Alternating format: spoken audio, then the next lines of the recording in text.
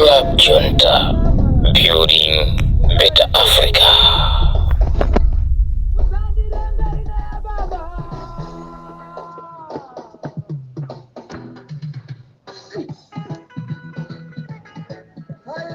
Mwaswera bwanji abale anga konse kumene muli, amalawi anzanga mwaswera bwanji konse kumene muli. Ine ndine Pastor G Tembo, ndafuna tilankhulanenso ndithu mu tsiku lalo lino. Amalawi anzanga konse kumene muli, tiye tilimbeni mtima, pakuti ulamuliro umene uli pakati pathu uwu ndi ulamuliro opanda chisoni, ulamuliro osamva chisoni.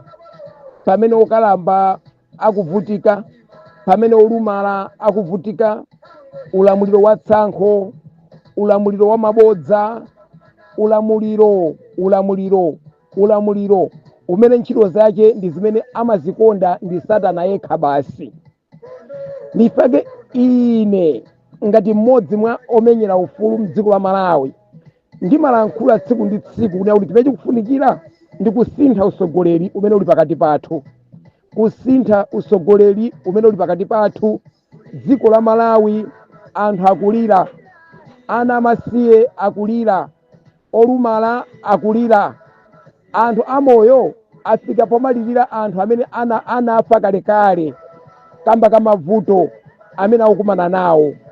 Zomvetsa chisoni kwambiri mu ulamuliro uwu wachakwera, kuti anthu amoyo amene tili ndi moyo lero lino tafika pomalirira anthu amene anatisiya zaka zimene zapitazo, anthu amene anamwalira kalekale tafika pomalirira kuti bola mungobwera ayaya, mungobwera ababa, bola mubwere, agogo bola mubwere, muzatitenge ife tikuvutika.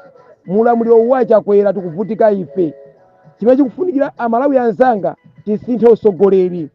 Imfa ya Chilima ndi anthu ena zona zake zizadziwika tikasintha usogoleri uwu. Zonse akatangale onse amene akuchitika panowa zona zake zizadziwika tikasintha usogoleri uwu. Ambuye akudaliseni konse kumene muli, Mulungu wathu ndi wabwino, Mulungu wathu ndi wadongosolo, Mulungu wathu ndi wazatheka bwanji. Ambuye akudaliseni konse kumene muli. Amalawi anzanga timakukondani, timakunyadirani kwambiri. Tiye ndigwireni ntchito yothandizana tonse ngati Amalawi. Tili ndi udindo osamalira dziko lathu. Dziko lindi lathu, dziko li aineko oliteteteza ndifeyo. President akukhalira mabodza mu dziko. President anatinamiza kuti apita kugula mafuta, pamene president samapita kugula mafuta. Dziko ilili zimene zikuchitika mu dziko ili ndi zisuzo. Ndi zisuzo zenizeni. Nawo bambo ake asikono ndi awa akugula fetereza matumba 4 nkupita kumaka gawa pamene pali anthu okwana 400, anthu okwana 500,000. Iwowo akupita nkumakapereka pamene pajapo fetereza matumba 4. Njira imodzi yongofuna kuti amenyanise anthu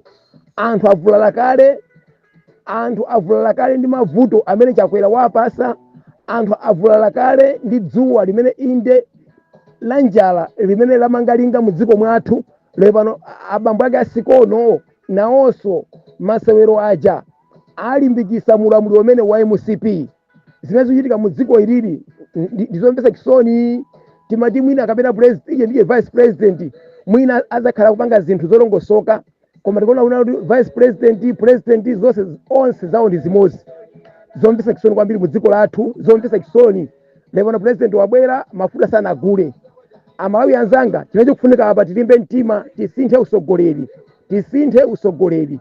Tamva kunena kuti ACCP komanso amapentekosti ndi amene akupangisa kuti dziko lathuli liwonongeke kwambiri. Akutenga ndalama zachakwera ndi kumadya, ndi kumayitana ndithu andale kumalowesa mpingo mukachisi wake wa Mulungu, anthu kumachita andale kamba kuti iwowo asankha kulandira ndalama kwa anthu andale. Yesu anatulusapo anthu ochita malonda mchalichi ponena kuti kachisi wa Mulungu sinsika opangira business. Lero pano inuyo ndizona asisepi mwavomereza kuti kachisi wa mulungu akhale malo opangira business, akhale malo osatsira anthu malonda. Zomvetsa chisoni kwambiri. Inu apentekosti mwavomereza na kuti kachisi wa mulungu akhale malo opangiramo business, akhale malo osatsira malonda a anthu. Muwerenge buku la 2 Samuel 22, 2 Samuel chapter 22 verse yake ndi ya 22. 2 Samuel chapter 22 verse yake ndi ya 22. Pali mawu amene akuti pa 22. Pakuti verse 22 pali mawu amene akuti pakuti amene itu ndi 2 Samuel chapter 22 verse yake ndi 22. 2 Samuel 22 verse 22. Verse 22 pali mawu amene akuti pakuti ndinasunga njira za Yehova osapambukira koyipa kusiya mulungu wanga, pakuti maweruzo ache onse anali pamaso panga, ndipo za malemba ache sindinawapambukira. Inu mawu awawa inu azitumiki a mulungu mwayiwala, mwapambuka mwasankha kupambukira koyipa kusiya mawu a mulungu, mwasankha kupambukira koyipa. Komatu Ambuye atithandize. Mwasankha kupambukira koyipa kusiya mawu a mulungu. Mawu a mulungu mukuwadziwa, koma lero lino mwasankha kupambukira kapena kuti kupatukira kukalowa mugulu la anthu oyipa, kuyitana anthu oyipa kuti azibwera mkachisowe kwa mulungu azapanga malonda. Anthu amene akupha anthu ndi njala mdziko ili, anthu amene akuzunza anthu mdziko ili. Inuyo mukuwatenga anthu aja ndithu kuwayika kumbuyo, kuwabereka. Mundilole ndiwerengeso mawuwa. 2 Samuel chapter 22 verse yake ndi 22. Akuti pakuti ndinasunga njira za Yehova osapambukira koyipa kusiya mulungu wanga, pakuti maweruzo ache onse anali pamaso panga. Ndizoona inu mwapambuka kupambukira koyipa, azitumiki a mulungu, azibusa asisepi, azibusa amapentekosti, mwapambuka kupambukira koyipa. Pafunika kuti Ambuye akuyendereni mwapaderadera. Ambuye akuyendereni mwapaderadera anthu inuyo, mmene akuvutikira anthu okalamba mdziko ili, mmene akuvutikira ana amasiye mdziko ili, mmene akuvutikira anthu olumala mdziko ili, mmene akuvutikira azigogo mdziko ili. Anthu akuvutika, anthu panopanoti anthu ambiri akusowa zakudya nthupi kamba ka ulamuliro oyipa ngati uwu. Zomvetsa chisoni kwambiri. Lero pano inuyo azitumiki a Yehova ndithu kukalola anthu amene wawa kuti azilowa mchalichi wake wa mulungu, inuyo ndikumagulitsa malonda awo. Komatu Ambuye akuoneni. Ambuye akuoneni. Ndibwereso pa mfundo ina, ndibwere pa mfundo iyi yokhuza boma ili limene likulamula pakali panoli la MCP. Ineyo ndimadabwa kunena kuti zayambika liti zokuti ulamuliro wa MCP, boma la MCP layamba kumanga anthu amene anaba ndalama ndi kumalanda katundu. Zayambika liti? Ineyo ndimadabwa chifukwa ndi ulamuliro omwewu wachakwera umene unachosa Martha Chizuma pampando kuti asiye kugwira ntchito yache yolimbana ndi ziphuphu ndi katangale. Ulamuliro wake ndi omwewu. Ndi ulamuliro omwewu umene umalimbana ndi anthu onse osiyanasiyana amene akhala ndithu akuyesesa kuti dziko ili musachitikenso katangale. Ulamuliro wake ndi omwewu.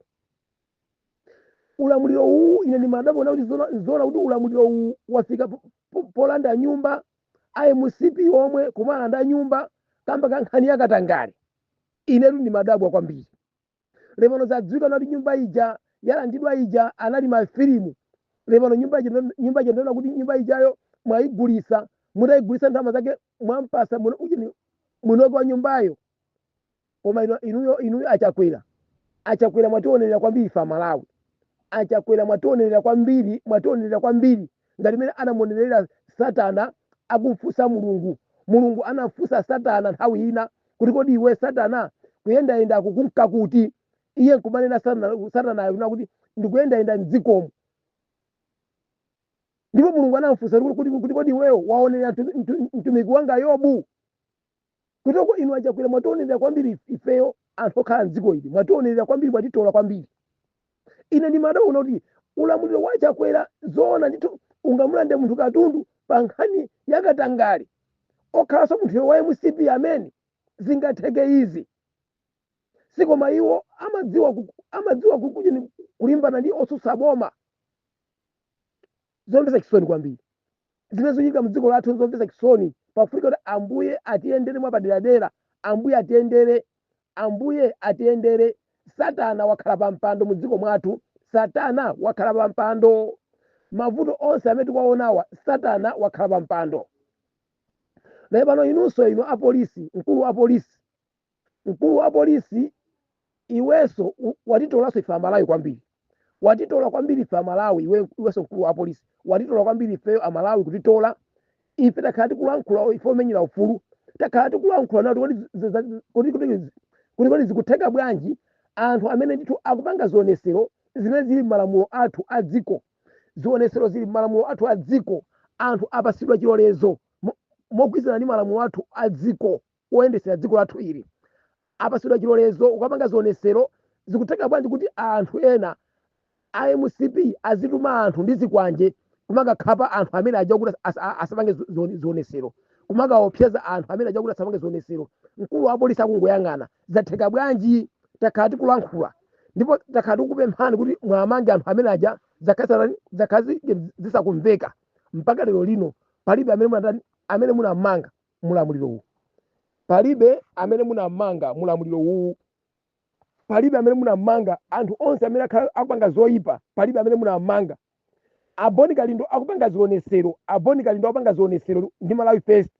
inu nomwe a MCP munatuma zigawenga kuzipasa zikwanje malegeni miyala malole kumaja kubwera maza kuthula miyala apolisi anaiso mgulu omwero anajowina anthu ajawo zigawenga zikuja kuzijowina lepano mneneri wa polisi anakana kuti apolisi sanali mgulu omwero ndipo zigawenga kunalibeko ndiye zigawenga zimene zinatuluka zijazo pamene otsutsa boma amapanga zionesero zinatuluka zigawenga kutuluka masanasana zikwanje zili waliwali zimene simunazione inu ya polisi simunazione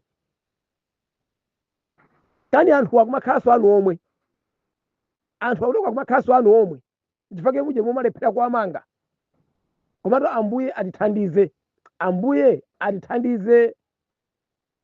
atithandize palibe nduna ina iliyonse imene ili mulamuliro uwu kaya uli ku polisi kaya uli kuti nangati uli nduna iweyo palibe nduna imene ingalankhule zoona mulamuliro uwu wachakwera palibe Amalawi tisanamizidwe palibe nduna imene ingalankhule zoona mulamuliro uwu palibe na nduna aliyense amene akuti iye ni nduna ya ulamuliro ya boma la MCP palibe nduna imene ingakuze ni zoona Amalawi chifukwa anawa bozali ndilo yamwira kwa mtsogoleri wa dziko namene wanola anawa kuti anawa akhale onama kwambiri komano ine ndikumva chisoni chifukwa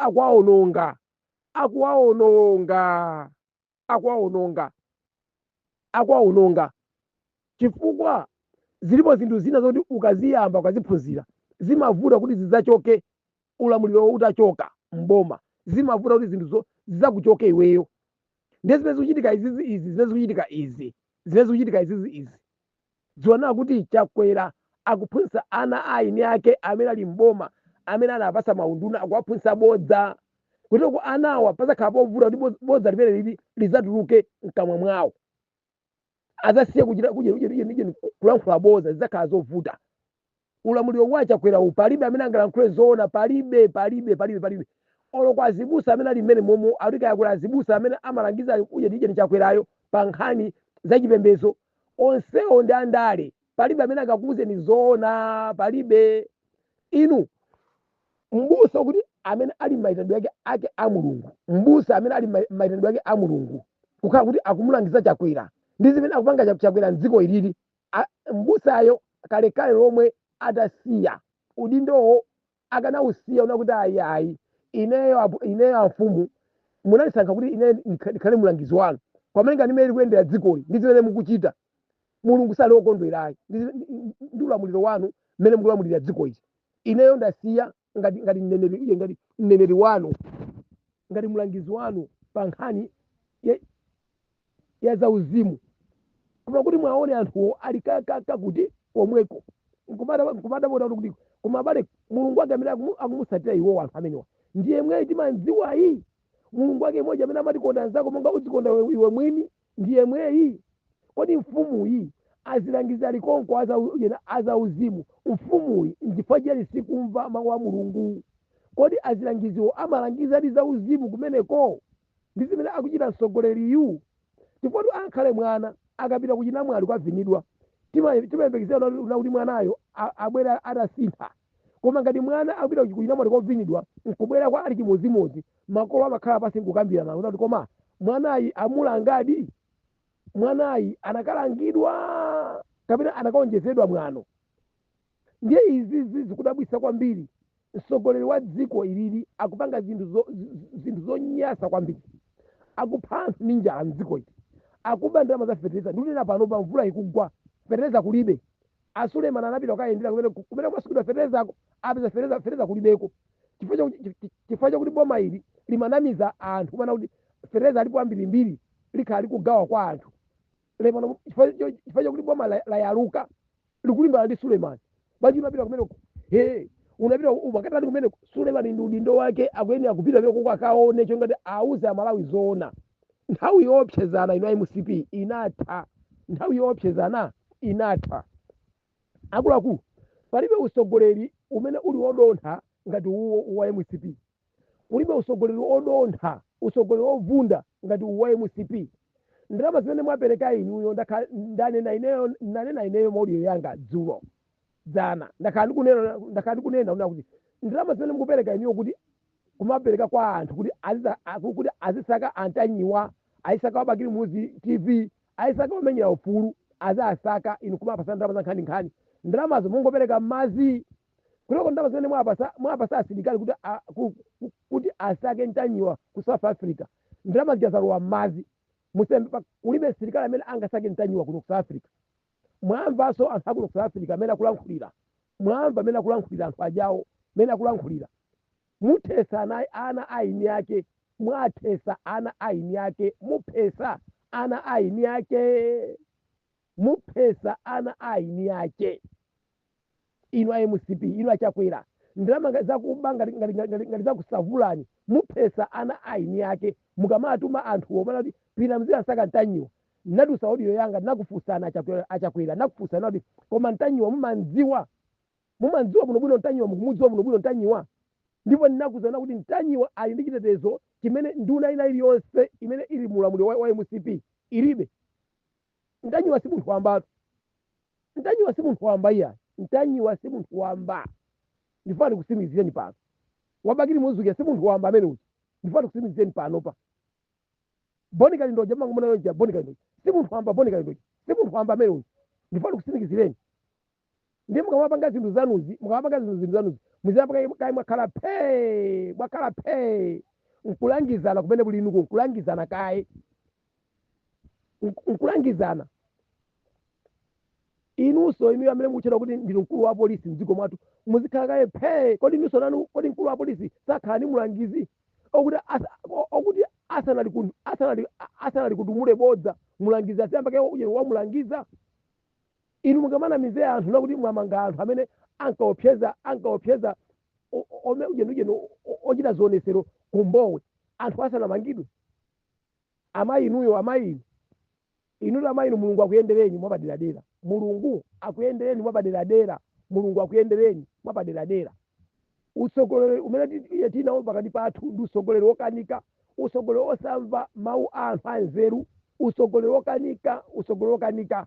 Ili mbewu ukayibweza kwa ini yake, ili mbewu yachimanga ukayibweza kwa ini yake noti mbewu yanu ndibweze ndalama zanga bwanji kuti mbewu yanu sikumerayi yalephera kundipindulira.